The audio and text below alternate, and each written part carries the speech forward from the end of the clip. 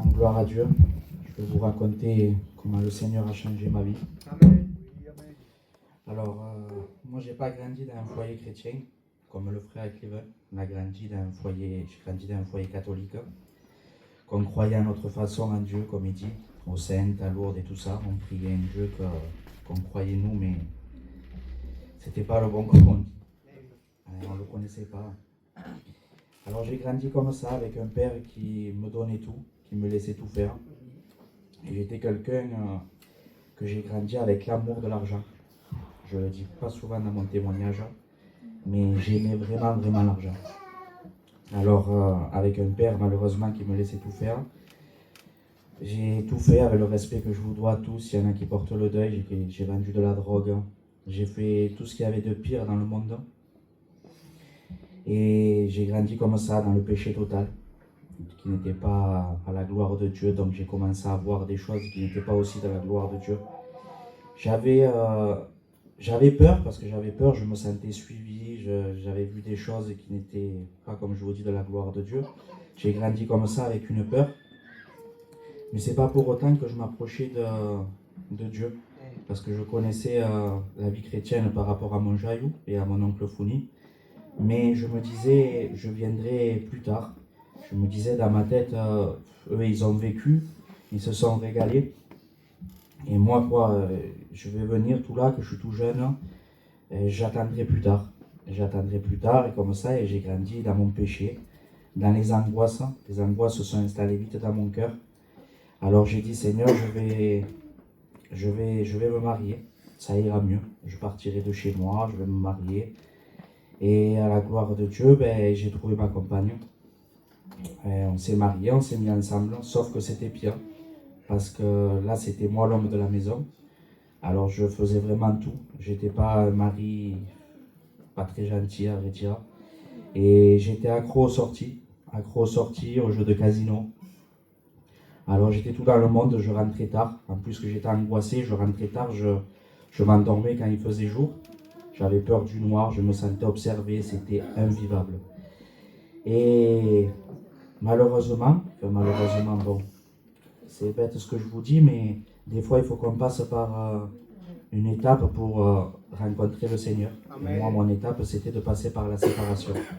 Alors, on est passé par la séparation, et par la grâce de Dieu, on s'est repris. Et quand on s'est repris, je savais que si on ne venait pas à Dieu, ça allait continuer encore. Parce que, comme je vous dis, j'étais pas un garçon bien et c'était pas possible. Je savais qu'on allait se requitter si je restais dans mon état. Alors j'ai dit à ma femme, il faudrait qu'on se rapproche de l'église, qu'on vienne un peu. Et il y avait une réunion semblable à celle-là. Et ma soeur, elle a invité ma compagne. Alors on y est allé. Et je savais que dans cette soirée, ma femme, elle allait être touchée. Je le savais, Dieu me l'avait mis à cœur. Alors, il a dévoilé sa vie. Elle a été touchée, elle a donné son cœur à Dieu. Je rends grâce à Dieu pour ça. Mais pas moi. J'avais vraiment un cœur dur. Et elle a donné son cœur à Dieu, tout ça. J'étais content parce que je me disais, bon, maintenant je vais être tranquille. Parce que ma femme, c'est une chrétienne. Et elle me dira plus grand chose si je sors, si je reste dans le monde. Voilà quoi, c'est une femme sage. Mais avec le temps, j'ai vu qu'elle avait cette lumière que moi je n'avais pas. Et j'avais envie d'avoir ça, parce que je la voyais plus angoissée, je la voyais briller, car le Seigneur est la lumière de notre vie. Et elle avait cette lumière-là, et je disais, Seigneur, j'aimerais aussi avoir ça. Et peu à peu, je venais pour lui faire plaisir. Je disais, je vais lui faire plaisir, je vais y aller, je vais y aller. Mais je ne disposais pas mon cœur. Et dans la voiture, elle avait des cantiques. Et un soir, moi, quand je rentrais, j'écoutais les cantiques dans cette voiture, il n'y avait que ça comme musique. Et merci Seigneur pour ça. Et le Saint-Esprit est descendu sur moi. Ça m'a bouleversé. J'avais un feu en moi. Je me suis rendu compte de mon péché. J'ai demandé pardon à Dieu pour mon péché, pour tout, Seigneur. Et j'ai vu que j'avais été changé. Alors je venais, mais j'avais donné mon cœur à Dieu. Mais je me sentais mal parce que je disais, Seigneur, je viens, je fume toujours, je bois toujours, je vais quand même, mes copains m'appellent et j'y vais. Et en fait, je me disais, Seigneur, il faut que tu m'aides pour ça, il faut que tu m'aides. ça me mettait des bâtons, comme on dit, dans les roues. Pourquoi je me disais, je ne peux pas venir en étant comme ça. Ça me ralentissait, ça c'était le diable qui me mettait ça dans mon cœur. Et le Seigneur, peu à peu, a fait son travail. Quand on dit, venez comme vous êtes, il faut venir comme vous êtes, le Seigneur s'occupe de tout. Amen. Et peu à peu, j'ai été dégoûté des sorties. Moi qui aimais vraiment, je sortais 4 fois par semaine. J'étais vraiment quelqu'un qui aimait les sorties. Le Seigneur m'a dégoûté de ça. Plus du tout d'envie. Les casinos aussi, j'étais vraiment accro. Le Seigneur me les a enlevés. Et la cigarette aussi. Moi qui n'arrivais pas à arrêter de fumer, je suis un grand asthmatique. Et tous les docteurs me disaient, si tu n'arrêtes pas de fumer, tu vas avoir des problèmes de santé. Malgré ça, je n'y arrivais pas. Je l'avais demandé à Dieu, mais je demandais à Dieu à ma façon. Je disais, Seigneur, quand je sors d'ici, faites que je n'ai plus le paquet.